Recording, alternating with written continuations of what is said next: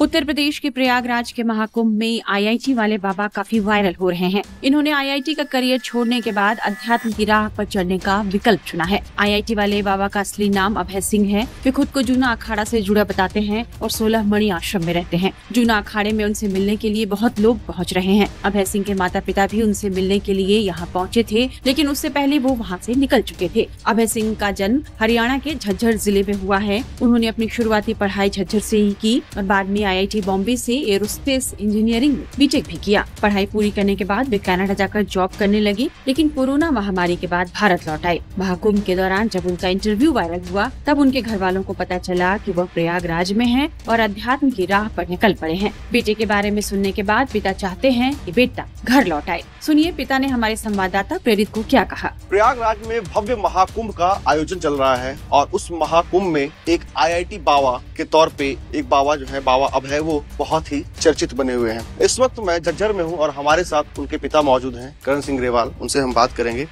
Sir, बाबा अभय IIT बाबा के तौर पे काफी ज्यादा फेमस हैं, लोग उन्हें देख रहे हैं, लोग उनको काफी सुन रहे हैं। आपको कब पता लगा कि आपके जो बेटे हैं वो इतना चर्चित हो चुके हैं आईआईटी बाबा के तौर पे? मैंने पहली बार वीडियो देखी 3-4 दिन पहले, उसके बाद में मालूम हुआ। तो जब सर आपने पहली बार जब वो वीडियो देखा तो आपका क्या रिएक्शन था आपका? मेरा रिएक्शन अपने बच्चे के प्रति तो ये तो नहीं था कि भाई वो घर जा करके सन्यासी बने या बैरागी बने, और तो जो कुछ है वो खुश है, उसने फैसला ले लिया तो ले लिया, अब क्या करें। सर, आपको पता लगा कि वो सन्यास की तरफ बढ़ रहे हैं, अध्यात्म की तरफ बढ़ रहे हैं, क्योंकि वो जिस तरह से वो जीनियस हैं, उन्होंने आईआईटी बॉम्बे क्रैक किया, आईआईटी बॉम्बे से उन्होंने बीटेक किया, तो इतने पढ़े लिखे व्यक्ति मतलब कैसे अध्यात्म की तरफ वो बढ़ गए, क्योंकि उन्होंने नौकरी शुरुआती दौर में की। देखो, पहली बात तो यह है कि वो सन्यासी भी बात आती है, बाबा की बात आती है, तो वो उसमें नहीं गए थे, कंट्रोवर्शियल है ये बातें।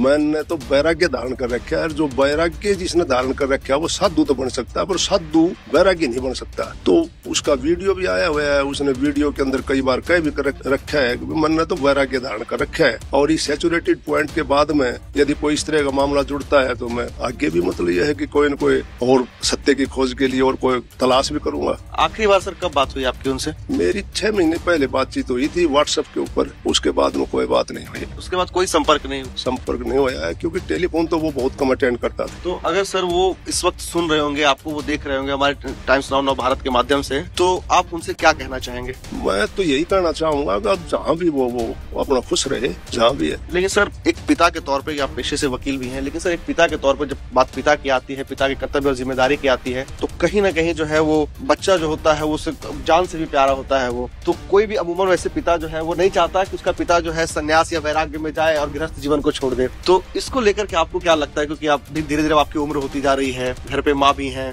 तो क्या लगता है कि वो जिम्मेदारियां कैसे वो उसका निर्वहन होगा? बात ये थी कि जो उसने फैसला ले लिया, अब 34 साल की उम्र है उसकी, आईआईटी वैसे कर रहे हैं वो, तो उसके ऊपर प्रेशर तो डाल नहीं सकते। और कौन माँ बाप चाहेगा कि भाई आपका बालक जो है वो वैरागी बने, जो एक ही लड़का हो। और तो देखो, क्या आप चाहते हैं कि वो वापस आ जाए फिर से? मैं तो चाहता हूँ कल ही आ जाए, और यदि कोई इस तरह की हालात हो तो मैं कोशिश तो करूंगा उससे मिलने की भी, ऐसी बात नहीं है। तो मनाने की कोशिश कभी की कि छोड़ो अध्यात्म, वापस आओ, गृहस्थ जीवन में करो, पारिवारिक जीवन में आओ, कभी इस तरह से आप लोगों ने मनाने की कोशिश की? 3-4 दिन पहले तो विलम्ब हुआ कि भाई उसने इस तरह वैराग्य धारण कर लिया, उससे पहले तो उसने कभी संकेत ही नहीं दिए अब मैं वैराग्य भी ले सकता हूँ। वैसे सर, अध्यात्म की तरफ क्या पहले से उनका झुकाव था बचपन से? बचपन से तो नहीं था। कनाडा से आने के बाद मैं नेचुरोपैथी हॉस्पिटल है भिवानी, वहाँ ले गया था, तो मैंने वो डॉक्टर से पूछी थी, वहाँ योगा, प्राणायाम, आसन, ये इस तरह की बातें सिखाते हैं। तो वो कहने लगे डॉक्टर साहब भाई जिसका अध्यात्म की तरफ ज्यादा ध्यान है। तो अब एक आखिरी सवाल सर, मैं ये जानना चाहता हूँ कि जाहिर सी बात है माँ के लिए तो वो कलेजे का टुकड़ा बेटा होता है, तो सर ऐसे में किस तरीके से माता जी मैनेज कर रही हैं? क्या उनके तो ज्यादा वो आत्मा वो तड़प रही होगी बेटे से मिलने के लिए, जानने के लिए, तो उनको आप किस तरीके से, सर आपके ऊपर है कि बेटे को भी आपको मना के वापस लाना है, घर पे जो है माता को भी मैनेज करना है, तो किस तरीके से सर आप किस तरह उसका निर्वहन करते? तो वो तो मिसिज तो वो जाने भाई कैसे मैनेज कर रही है, मैं तो आपके सामने बैठे ही हूँ और बातें बता रहा हूँ। समझाना पड़ता होगा आपको इधर भी होगा। चलो ये तो चलता रहता है रूटीन। सुना पिता ने क्या कहा है। दूसरी तरफ साइंस, धर्म, दर्शन और अध्यात्म पर बात करने वाले युवा सन्यासी ने कहा है कि अब वो परिवार में नहीं लौटना चाहते। हमारे संवाददाता दिनेश गौतम ने उनसे बात की। परिवार छोड़कर अध्यात्म का रास्ता चुनने वाले आईआईटी बाबा का बयान सुन लीजिए। उन्होंने अपने माता पिता को लेकर क्या कहा है, ये जानिए। आप उनका ख्याल तो आपको करना चाहिए जिन्होंने आपको जन्म दिया। जब आपकी बातें उन तक पहुंची तो उन्होंने बड़ी आर्त प्रार्थना की कि आप लौट आएं और आप उनके साथ रहें। और दूसरे, हाँ, आर्त प्रार्थना में आपको हंसी आ रही है, लेकिन वो वाकई आर्त था कि वो आएं और आपसे। और दूसरे ये भी कि माँ बाप तो हमारे सनातन में हमेशा ईश्वर का ही रूप माने गए।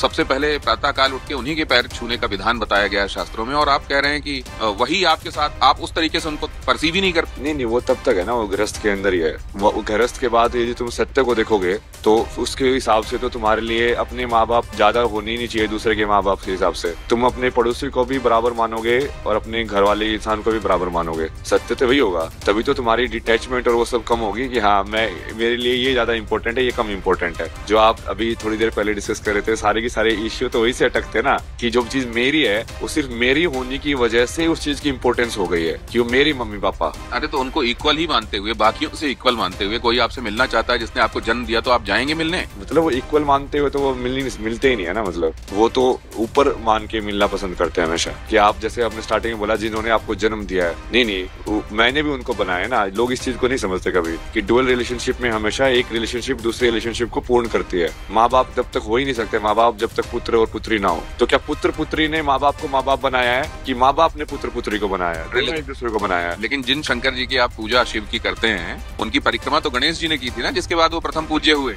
गणेश जी के माता पिता सही में भगवान थे ना। तो सही में भगवान और असत्य भगवान, ऐसा कुछ है क्या पेरेंट्स के साथ? नहीं, वो ऐसा है ना कि वो लाइक फिजिकल फॉर्म में भी, वो बॉडी फॉर्म में भी मान लो तुम्हारे पेरेंट्स हैं, बट एक्चुअली वो सोल लेवल पे भी भगवान ही है। जैसे कृष्ण हो मान लो, अब उनकी कोई परिक्रमा करे तो वो बोले। जो लोग आपको देख रहे हैं उनको आप क्या संदेश देना चाहते हैं कि वो अपने पेरेंट्स को भगवान मानते हुए उनके साथ बर्ताव करें या ना करें? नहीं, पेरेंट्स को भगवान मानना, गुरु को भगवान मानना, ये सब एक सीढ़ी है। लास्ट में तो भगवान को ही भगवान मानना पड़ेगा ना। तो वो सीढ़ी में तो पैर रखे ना, वो उससे चढ़ के जाए ना, वो नहीं तो सीधे छत में कौन जाएगा? हाँ, बट वो लोग सीढ़ी के अंदर है ना, तो ठीक है, वो सीढ़ी के हिसाब से आप चल रहे हो तो चल सकते हो। बट मेरे को तो सीढ़ी यूज ही नहीं करनी पड़ी ना कभी। इसी ट्रैप में तो आप नहीं फंस गए जब आप माँ बाप को कहते हैं कि उन्होंने वैसे बर्ताव नहीं किया जैसे करना चाहिए? नहीं, वो तो काइंड ऑफ पार्ट ऑफ लीला ही है। फाइनली तो कहीं ना कहीं मैं उनको भी एज ए ह्यूमन ही देखता हूँ ना। बट मैं एज ए ह्यूमन देखूंगा तो वो फिर पूरी गेम ही अलग हो जाएगा, क्योंकि वो तो ऐसे देख ही नहीं रहे हैं। तो कहीं ना कहीं मुझे भी कॉम्प्लीमेंट्री में वो पार्ट प्ले करना पड़ रहा है अभी। तो कब तक यहाँ रहने का इरादा है आपका?